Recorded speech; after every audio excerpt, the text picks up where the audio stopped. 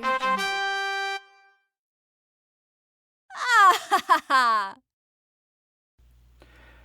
Hey everyone, Dave here at Blue Bears Games, and this week we are doing another episode of Blues Budget Brews. As you all know, that is my Commander series, my Budget Commander series, if you will. Just a reminder, these decks are, after the video, I'll go over everything. They are for sale, and I'll go over all that at the end of the video. Until then, we're going to go into the deck, and this week's deck is Fynn the Fangbearer. Fynn is a 2 to cast, 1/3 with Death Touch. And the ability is whenever a creature you control with Death Touch deals damage to a player, that player gets two poison counters. So if you don't know already, here's how the deck's going to run. We're going to be doing Death Touch Tribal, similar to the budget battle brew I have. And it's also going to be a portion of Infect, if you will, or poison counters, because some of the things in here won't be Infect, but they'll give poison counters. And that'll be similar to the Hapatra, Vizier of Poisons deck I created earlier. That deck has since sold. I do not have another Hapatra, so I'm going to do it this way. And then I'm going to go over how it's going to work, and then we'll go from there. I'll give you some upgrades to this deck that you can do, and then tell me if there's anything that I missed, and we'll go from there. So, there's Fynn. Let's go over everything from there. I always start off with the lands. Come out a little bit. All right. And we're going to start off with an Oran Reef, the Vastwood. This is a mono green deck, so there's not a lot of choices as far as the choices as far as budget goes, and in the upgrades, it's going to be a little less than normal. So with Oran Reef, the Vastwood, it enters tapped. You know I don't like that, but the ability that it has when it's finally untapped is to put a +1/+1 counter on each creature that entered the battlefield this turn, and everything you have, the bigger it is, the more deadly it will be. Tranquil Thicket for the cycling ability, so if you want to just get through lands so you can get to more creatures. Same thing with Slippery Karst, only it does it for 2 colorless. And then Desert of the Indomitable, which does it for green and 1. So they cycle away so you can get through the deck. Memorial to Unity, again, it enters the battlefield tapped, and I usually don't like that, but we're in monocolor, so it's a little bit more forgivable here. You can tap it to add green, or you can sacrifice it. You can pay 3, tap it, and sacrifice it. And then you can look at the top 5 cards of your library, and then you may reveal a creature from among them, a creature card, if you will. And you can put it into your hand, and then put the rest of the cards that you looked at on the bottom of your library in a random order. Evolving Wilds for deck thing. Again, you don't want bad draws in lands. I think the curve here, the highest casting cost thing, minus like some of the extreme cards, but like I think the curve is somewhere around 2 or 3.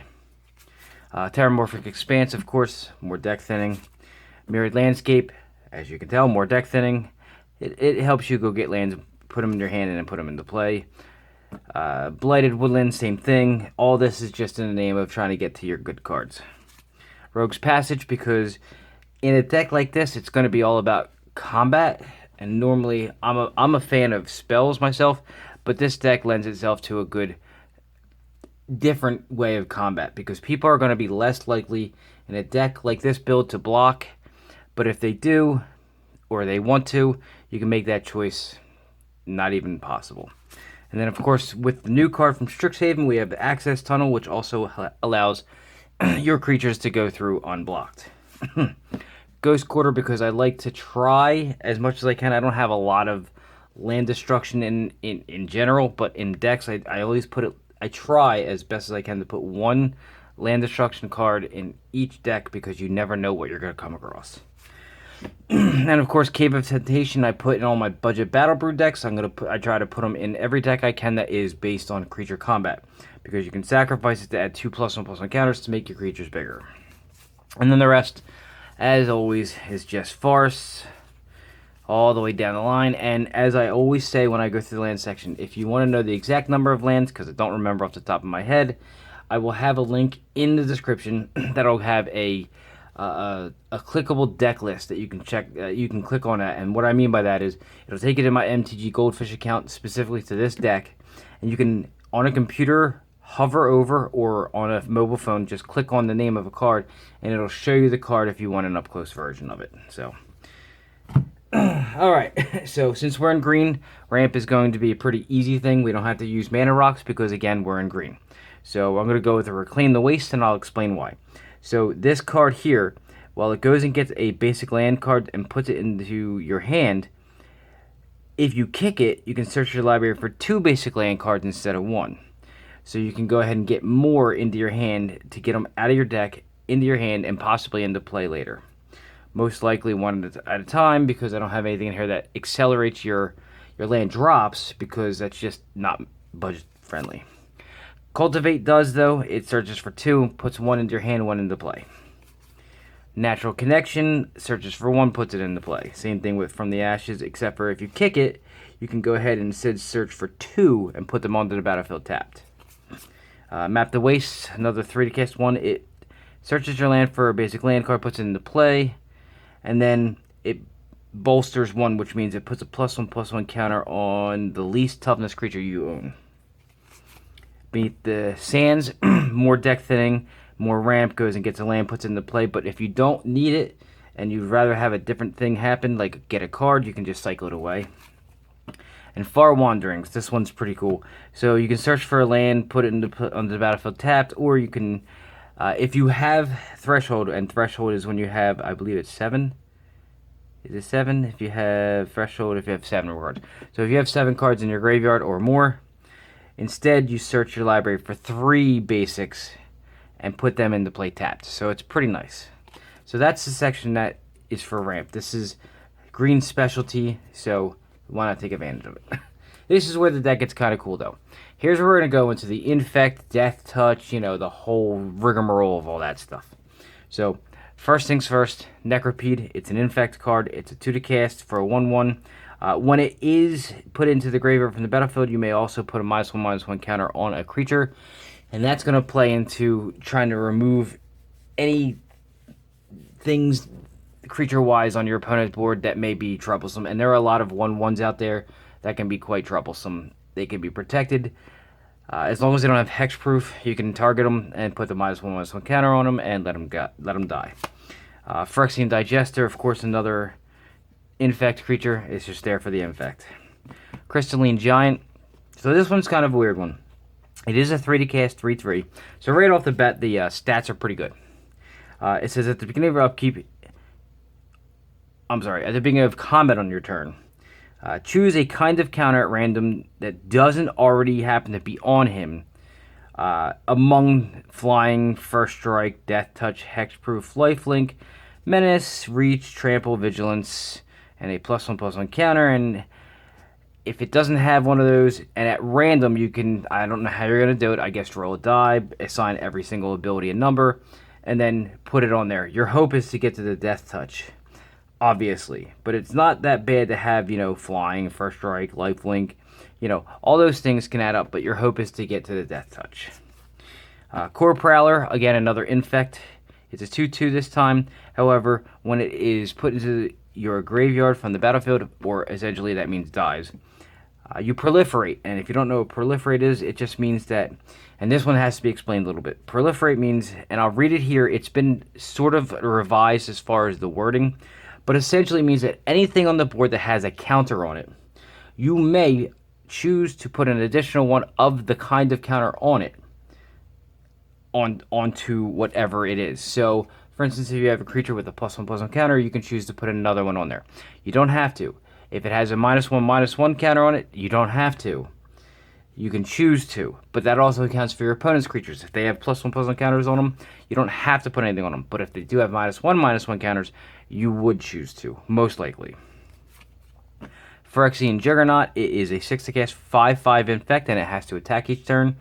This is only in here for the big 5 power Infect, meaning that if it hits one person, it puts 5 poison counters on them. And remember, in Commander, they didn't change the ruling. So yes, if an opponent has at any time 10 poison counters on them, they do die. So he's only in here because he has get you halfway there. Into the green creatures, Wasteland Viper, 1 to cast, 1/2 with Death Touch. And remember what Fynn's ability is that any creature with Death Touch, if it does happen to hit a player, they get 2 poison counters. Keep that in mind. It has Blood Rush as a secondary ability. not really that important. You're going to want this on the battlefield because it has Death Touch. But if you do so choose to do that, you can instead, when it's in your hand, you can pay a green and discard it to give an attacking creature +1/+2 and Death Touch until end of turn. It's one of those weird things, and I haven't really looked at the ruling on this, but if you do end up doing something like this where you do this to something and it has Infect, so it now has Death Touch and Infect, I believe it gets the extra 2 poison counters on top of the Infect ones. So that's something to keep in mind too. Moss Viper, just a generic one to cast 1/1, but with Death Touch. Tajuri Blightblade, 1 to cast 1/1 Death Touch, of course. Ambush Viper is a 2 to cast 2/1 flash with Death Touch, so you can play it at the end of anybody else's turn, or you can play it on anybody's turn. Doesn't matter when. Thornweld Archer, 2 to cast 2/1 reach Death Touch. Simple and plain. Deadly Recluse, another 2 to cast, but it's a 1/2 with reach and Death Touch. Reach is important here. You want to be able to stop flyers, and a lot of people forget when you have Death Touchers that they're on the board. So somebody comes in with a big bad flyer, big baddie flyer. Sometimes you can block it and kill it. But we have other ways to do that. Kroll Stinger, 3 to cast 2/2 Death Toucher. Vanilla for the most part. Another 2 to cast 2/2 Death Toucher and Daggerback Basilisk. Here's where I was talking about where they don't have Infect and they don't have Death Touch. They still give poison counters. So there are a couple creatures like this in Magic still. They're very old. Sabertooth Cobra is a 3 to cast 2/2 that when it damages a player, and I haven't looked up the Oracle or the Gatherer version of how it's read. I don't know if it is or is not just combat damage. I actually didn't look at it. I will probably put it up here on the screen. I'll put up the Gatherer version of this card just to make sure. But whenever it deals damage to a player, the player gets a poison counter. And remember the reminder text. If a player ever has... That's not reminder text. This actually is another ability. I forgot. This one's the one that has another ability. During that player's next upkeep, he or she gets another poison counter unless they pay 2 mana to prevent that from happening. So the reminder text is after that, and it's not even in parentheses, which is so old, like old card, man. And if any player has 10 or more poison counters, he or she loses the game. So. Rotwolf Infect, it's a 3 to cast 2/2 Infect, and whenever a creature dealt damage by Rotwolf this turn is put into a graveyard, you may draw a card. So it's a good way for green to get card draw. Fangbearer, it's a 2/3 Infect, just generic. Evolution Stage has Proliferate whenever you play land. It's not a landfall ability, but it works pretty much the same way. So every time you play a land, you proliferate. That's what you're going to want. The Infect guys put -1/-1 counters on people. And if a player has a poison counter on them, Proliferate adds more. Remember that. Hornet Nest, it's an 0/2 defender that when it is dealt damage, and most likely when it's dealt damage, it will die. However much damage is dealt to it, you put that many 1/1 green insect creature tokens with flying and Death Touch. Oops. I'm not sure what happened there, but something fell. Sorry about that. So yeah, Hornet Nest. So it creates the flying 1/1 green insect creature tokens with flying and Death Touch. Turn Timber Basilisk. It's a 3 to cast 2/1 with Death Touch. It's got a landfall ability that whenever a land enters the battlefield under control, you may have target creature block it this turn. You kind of don't want that though. Mwalvuli Beast Tracker, however you say it. It's a 3 to cast 2/1. It's in here so you can go ahead and get whatever creature you want that has Death Touch. We don't have anything with Hexproof except for that one that can get Hexproof. So, I don't believe I have anything here with Trample. So this is basically just to go find if you have a specific need. Maybe it's a Hornet Nest, maybe it's something else that has Death Touch that you can go get it. Okame Adversary is a 4 to cast 3/3. It costs 2 less to cast if an opponent has a green permanent themselves. It also has Death Touch, and then whenever it deals combat damage to a player, draw a card. Very important. You want to be able to draw cards in green. Green can gas out just like red can. Ornery Dilophosaur, 4 to cast 2/2 with Death Touch, and whenever it attacks, if you control a creature with a power of 4 or greater, it gets +2/+2. You can make it so creatures get up to 4 power in here. Farika's Disciple is a 4 to cast 2/3 with Death Touch and Renown. Renown just means that if it attacks and deals combat damage to a player, it becomes Renown. So you put a +1/+1 counter on it. Blight Widow, a Reach Infect 2/4 for 4. Marsh Viper, the other creature in here that is not Infect, is not Death Touch, but still gives poison counters. If it damages a player, he or she, or they, get 2 poison counters. And the reminder text here is, I thought that this was the other one. This is Marsh Viper. I thought that when I was reading Saber-Tooth Cobra, it was this one. So this one gives 2 poison counters for hitting somebody. And then again, if they have 10 poison counters, they lose. Tel Jihad Forward is a 4 to cast 3 Fallen. It's a 4 to cast 3/1 with protection from artifacts. Not really that relevant, and Infect. Kessig Recluse is a 4 to cast 2/3 Reach and Death Touching Spider. The Greater Basilisk is a 5 to cast 3/5 Death Toucher. Acidic Slime, kind of a utility card. It's a 5 to cast 2/2 with Death Touch, and then when it enters the battlefield, you can destroy an artifact, enchantment, or a land. Spinebiter, it's a 6 to cast 3/4 with Infect, and then you may have Spinebiter assign its combat damage as though it were not blocked. So even if it's blocked, you can deal the 3 Infect to your opponent. That is why that thing is 6 to cast. Hornet Queen, it's a 7 to cast 2/2 with Flying and Death Touch, and then when it enters the battlefield, you also create 4 1/1 insect creature tokens with Flying and Death Touch as well. So it may be 7 to cast, but it comes into play. It gives you a 6 power Death Touch on different bodies. And then, so this is where one of the cards that help you end the game are in it. Enrage Forerunners. It's an expensive. It's basically the poor man's Craterhoof Behemoth. So it's 8 to cast for 7/7 Vigilance, Trample, and Haste.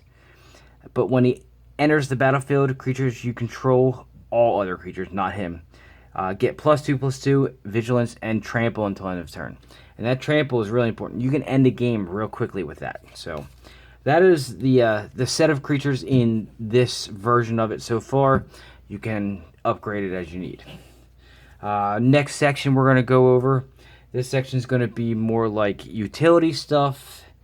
The first section of utility I'm going to give you is what I'm now dubbing as Green's draw cards. So, what I mean by that is these things, they don't technically draw, but they put stuff into your hands. Adventurous Impulse is the first one. 1 to cast, you look at the top 3 cards of your library. For this one, you reveal a creature or a land from among them, put it in your hand, and put the rest on the bottom of your library in any order. So you get to choose what order it goes in. It doesn't really matter, though. So that's what I mean by draw, and all these cards are going to do that. They pretty much act as draw, but they're like scry first and then draw. Adventure Awaits. This one lets you look at 5, and you may reveal a creature card from among them and put it in your hand, and then put the rest on the bottom of your library in a random order. And if you didn't put a card in your hand this way, you get to just draw a card instead. So, Track Down. This is literally a scry 3. So scry 3 and then reveal the top card of your library. If it's a creature or a land card, draw a card. Seek the Wilds, 2 to cast, and then you look at the top 4. This one you reveal a creature or land from among them and put it into your hand, and then put the rest on the bottom of your library. Bond of Flourishing. Look at the top 3 cards of your library. You may reveal a permanent from among them and put it into your hand, so that could be anything that doesn't happen to be a spell, like an instant or a sorcery. Put the rest on the bottom of your library in any order, and then you gain 3 life. Lead the Stampede. It's look at the top 5 cards of your library, and then you reveal a creature card, any number of creature cards from among them, and put the revealed cards into your hand. So that's where this one's why it's 3 to cast. So you can look at 5, and if all 5 of them are creatures, they all go into your hand. And then put the rest on the bottom of your library. Relentless Pursuit, 3 to cast again. Reveal the top 4 cards of your library, and then you may put a creature and or a land from among them into your hand. So what that means is if you look at the top 4 and there are 2 creatures and 2 lands, you can choose a land and a creature, put it in your hand. That's all that means. If it's some other combination, it has to be either a land, a creature, or a land and a creature. Simple as that. And the last card draw from Green that I have in here. Inspiring Call. So it says draw a card for each creature you control with a +1/+1 counter on it, and those creatures gain indestructible until the end of turn. There are ways, because you're proliferating, and there are other ways to put +1/+1 counters on creatures, especially in Green. this card can draw you a ton. So just keep that in mind. If you want to follow that theme a little more, you can. You just got to find some other stuff to put +1/+1 counters on things. All right, next. This is going to be defensive utility cards. So remember, the ability for Death Touch is that if it deals any damage to something, specifically a creature, it dies because it's always lethal, right? So that's where these kind of cards come in. Green does this. In conjunction with Death Touch, you can literally machine gun your opponent's creatures away. So Rabid Bite, these are all going to do something similar. So this one says target creature you control deals damage equal to its power to target creature you don't control. So if a creature you do that with has Death Touch, it automatically will kill that person's card. On this card, it will have its damage dealt back to it, but there are cards in here that don't, so don't worry about that. Same thing with Infect. If you have a creature with Infect, if it deals its damage, it deals it in -1/- counters, as per the Infect ability. So we go with Nature's Way. So this one says target creature you control gains both Vigilance and Trample until end of turn, and then it deals damage equal to its power to target creature you don't control. On that one, the creature you've chosen does not get the damage dealt back, so it just kills a creature. Same thing with Clear Shot, but the target creature gets +1/+1, and then it deals the damage. Ambuscale, the creature gets +1/+0, and then it deals the damage. So you see the theme here? Hunter's Edge, put a +1/+1 counter on target creature you control, then again that creature deals its damage. Do you see where I was talking about with Inspiring Call? So you can put counters on things, proliferate, make them bigger, blah blah blah. Then you can just kill things with that have Death Touch. With the Death Touch. Hunt the Weak, again, put a +1/+1 counter on something, and then it fights a creature you don't control. So that one it takes damage. Outmuscle, another +1/+1 counter on target creature, and then it fights target creature you don't control. See the theme here? Broken Bond. That's the end of those. Broken Bond is more utility for other things. So Broken Bond destroys an artifact or enchantment, and then you may put a land card from your hand onto the battlefield. Return to Nature destroys either an artifact, enchantment, or it helps you exile a card from a graveyard. You get to choose one. Wilt destroys an artifact or enchantment, and if you don't care about doing that, you can cycle it away and draw a card. Broken Wings destroys an artifact, enchantment, or a creature with flying. Crushing Canopy destroys target creature with flying or an enchantment. Crushing Vines destroys a creature with flying or an artifact. Do you see the theme there? In my defense, one of the weaknesses green has is flying creatures. I've tried to eliminate that. Desert Twister just destroys a permanent. Doesn't matter what the hell it is. Rain of Thorns. You get to choose one or more depending if there are targets for what's being done here. So you can choose to destroy either an artifact, enchantment, or a land, or all, depending on what's on the board. Most likely you'll be able to use all three modes. And then the last utility will be Contagion Clasp. So again, I was talking about proliferate. This is how you can proliferate every turn. So when it comes into play, you put a -1/-1 counter on a creature, most likely an opponent's, and then you can proliferate, and then you can put more -1/-1 counters on it. So that is the utility section of this deck. Not a bad little set. And then the final two cards. These two cards are how, other than end raise Forerunners, you're going to end the game. You've got Overrun, which gives all creatures +3/+3, and then Trample. And then you have Enlarge. Target creature gets +7/+7 and gains Trample until end of turn, and it must be blocked. So you can see the theme there. It's all about giving Trample. So that's the deck in a nutshell. That's what I have built. What I'm going to do now is I'm going to go over, as quickly as possible, some upgrades you can do to make this deck a little bit more consistent. Alright? So we're in mono green, so there's not a lot. So we're going to go over some lands. I'm going to tell you a lot of them, but I'm only going to show you a few because I've decided that's how I'm going to do it from now on. As far as lands, you can go with Sky's Cradle because you're a creature deck to help you gain more mana so you can accelerate faster. Llanowar Reborn, because when it comes into play with a +1/+1 counter, and then you can graft it or put it onto another creature you control. Or Yavimaya Hollow, you can regenerate your creatures. So, not a lot in the land section. Mono green, even on a non-budget, doesn't have a whole lot of options. For ramp, so you can change out your ramp. I have a lot of ramp in here, but you can change it out. So things like Nature's Lure, 3 Visits, and Rampant Growth all cost 2 mana, so you can take out some of the 3 to cast ones and put in some 2 to cast ones. If you wanted to actually go into putting some Mana Rocks in, you can do a Mox Diamond because it's 0 to cast and you have to discard a land card. And you don't really care about doing that because most of the stuff you're going to choose from, or you're going to have to choose from, will be a basic forest. You can put a Soul Ring in here. I did not add one because I don't have any extra, but you can do that. And then my personal choice, if you're in a monocolored deck, you always put one of the medallions. This one could use an Emerald Medallion. For creatures, not really a whole lot of options there either. Some of them that I would choose would be like God Eternal Ronus, because when it comes into play, it doubles everything's power and toughness. An Orin Frostfang, and I'll have that up here for you guys to take a look at that guy. And a Questing Beast, they all could definitely help a deck like this. Some other options you can choose, I won't put them up here, but I'll mention them as Ronus the Indomitable. A Wormcoil Engine would be really cool because you get a 6/6 Death Touch, I think, Lifelinker.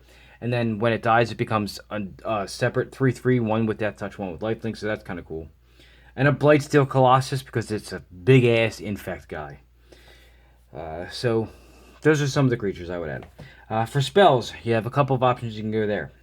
You have the additional overrun effects, and that includes things like Overwhelming Stampede, Finale of Devastation, because if X is 10 or more, all your creatures get +X, and Trample, where X is whatever you spent on it.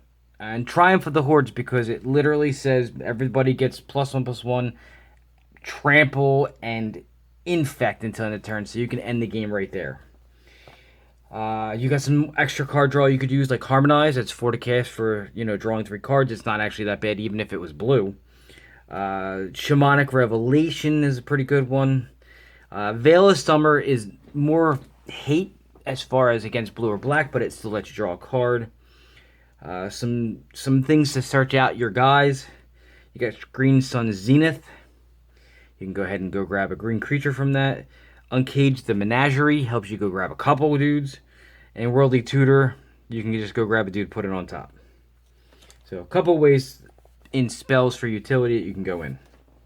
Enchants is always the biggest section. Enchantments in this game just can get crazy. So if you want to continue that theme of how you go search for your dudes, Defense of the Heart lets you go search for dudes pretty well. Survival of the Fittest, while like $1 million card, it actually could help you a lot. And Wild Pair is an interesting one that you can try out. I'll have the Wild Pair up here so you can take a look at what that one does. It's actually quite interesting. For me, my favorite card in Magic lately in the card draw section is in green, and I'm a blue player and I'm saying that, is Guardian Project. So every time you play a creature that doesn't already exist on your side of the board or in your graveyard, you can draw a card. You're in Commander. That's all it does. It's just such a great card for Commander. Sylvan Library, again, you can do that. I've told you about the Sylvan Library Abundance combo. Again, if you need to know what that is, you can do that.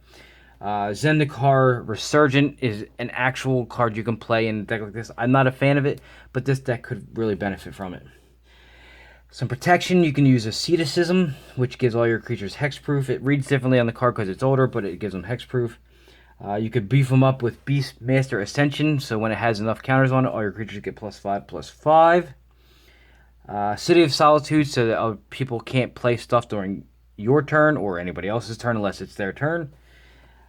Some help in making them haste would be Concordant Crossroads. You can make all your creatures haste so that they enter the battlefield and then you can attack with them and people don't expect that.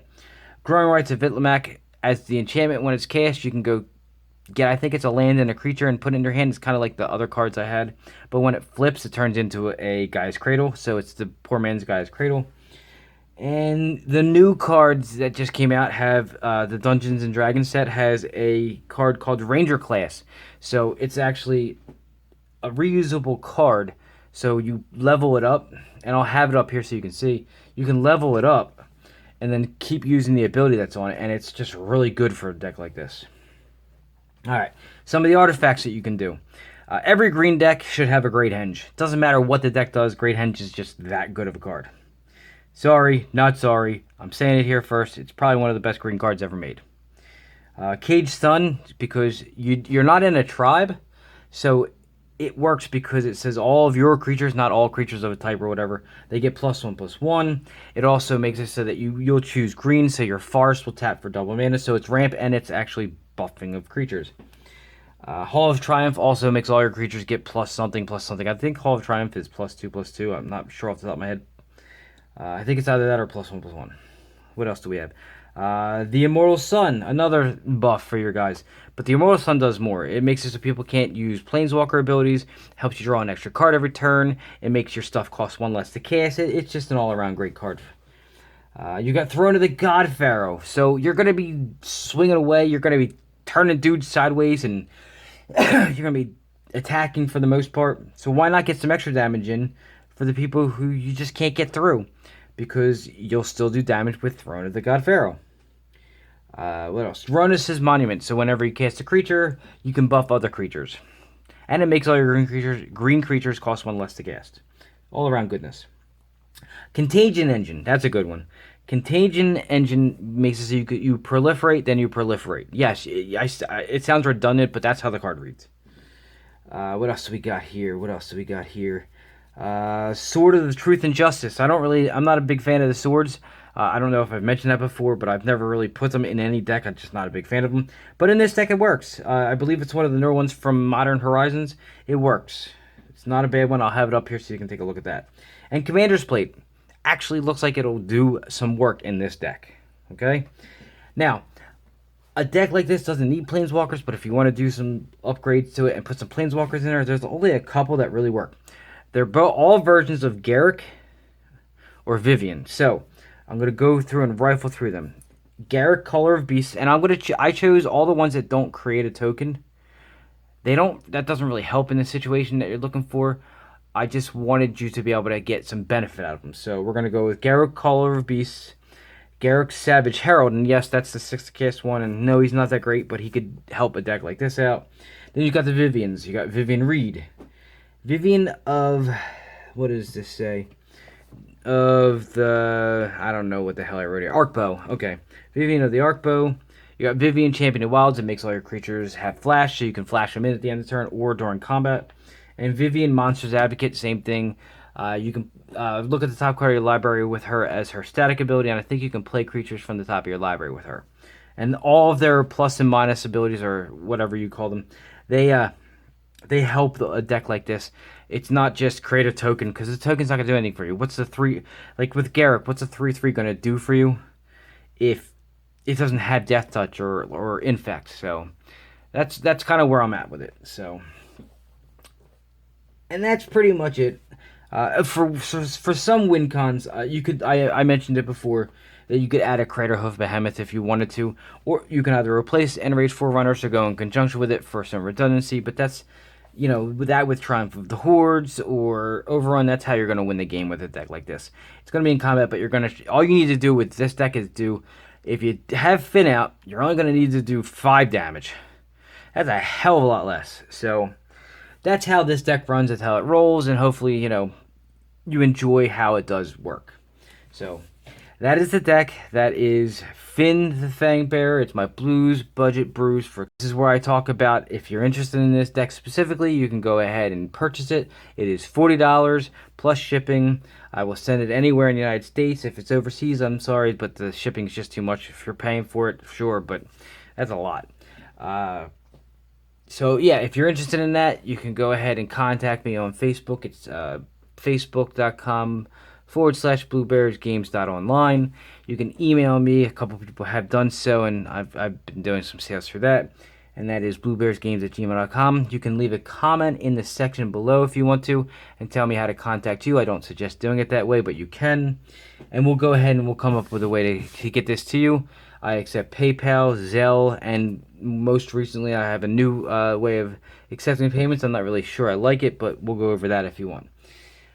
So that's how you get a hold of me. That's how if you want to purchase this deck, or if you have any questions, comments, or concerns about the deck, maybe even some suggestions for other decks, or even about this deck, you can contact me there as well. So that is pretty much my time for the week. This is where I ask you to do me the favor. Please like the video. It doesn't cost you anything to do all of these things I'm going to ask you, but like the video. It helps my video analytics. It helps me get my message and my stuff out there to the world of YouTube and the other places if they're shared out. Subscribe to the channel if you haven't done so already. Again, why wouldn't you? It doesn't cost you anything. I do not do enough videos to make this an annoying thing. And share it out to anybody that may want to either purchase the deck or may be looking to build a deck like this, so they can take a look at how I've built it and see if they want to make some changes to it or how they want to do it. Other than that, I do want to mention before I go, I have some stuff coming up in the next couple of weeks. I have a couple more of the Commander decks. I'm going to start doing a lot more Commander stuff. I said that I recently am going to change my way I do my Crack and Packs videos. I'm going to do 1 pack a day. I think I'm going to start working on that, and I think I'm going to actually start debuting that on my anniversary of the channel. And that is coming up. I did not know that. I didn't plan on that to happen, but that's what's probably going to happen, is I'm going to probably start it on the anniversary of the channel. That's sometime in mid-September. So watch for that, because Crack Impact videos are too long, and I'm trying to get some video like this one. This one's length is way too long. I'm trying to get them down, because the longer a video, the less you get people to pay attention, unless you're like some stupid famous freaking moron that sits there and screams at the stupid camera. I'm not like that. I just talk about what I love. So anyway, again, that is my time for the week. I will go ahead and let you guys go for the week. From here on out, just please remember, I'm going to be doing a lot more, so please subscribe to the channel if you want to see more.